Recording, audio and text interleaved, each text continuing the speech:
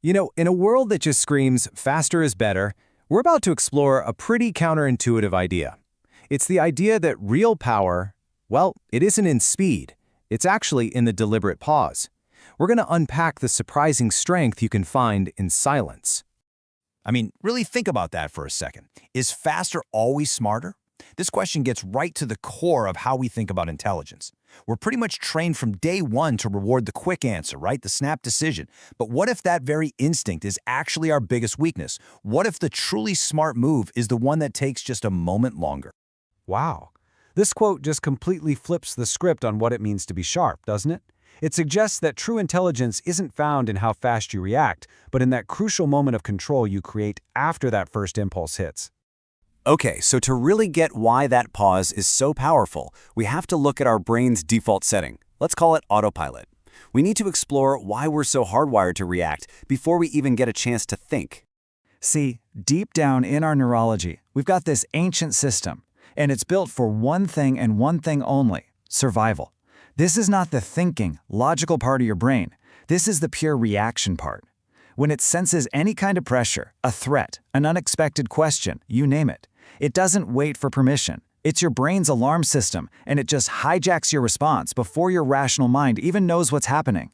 It just slams on the gas. So you can basically think of our mind as having two operating modes. On one side, you've got survival mode. It's impulsive, it's automatic, it's lightning fast. And on the other side, you've got reasoning mode, which is thoughtful, deliberate, and controlled. Now, the really critical thing to get here is that it's a switch, not a dial. You can't be in both modes at once. You're either reacting or you're reasoning. So there's the problem, right? If survival mode is our default, how do we consciously flip that switch over to our more advanced reasoning brain? Well, as it turns out, the key is surprisingly simple, but it is profoundly effective. It's called the cognitive pause. And just look at the key words in that definition: brief and deliberate.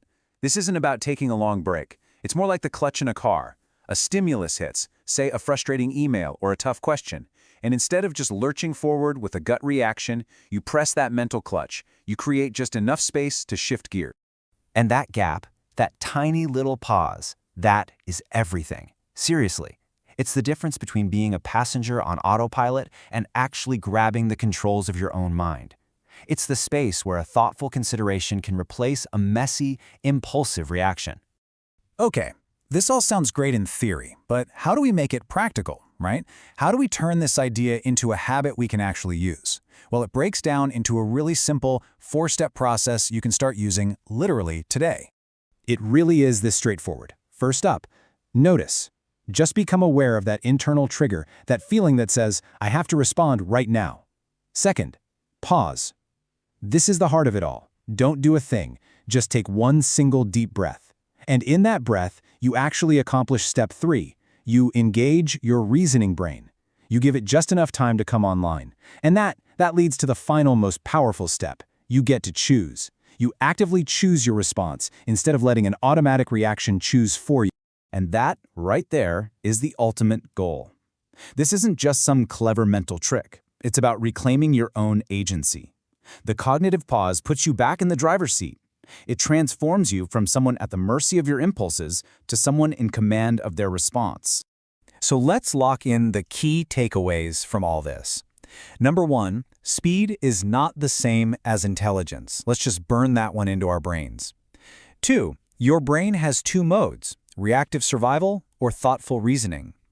3, the cognitive pause is the simple little switch that moves you from one to the other. And finally, number 4, this is a skill. The more you practice it, the more natural your cognitive control is going to feel. So I'll just leave you with this thought. The next time you feel that flash of anger, or that urge to blurt out a quick answer, or that spike of anxiety, you now have a tool. The space between what happens to you and how you respond, that space is yours to create. The pause is yours to take. So what are you going to do with it?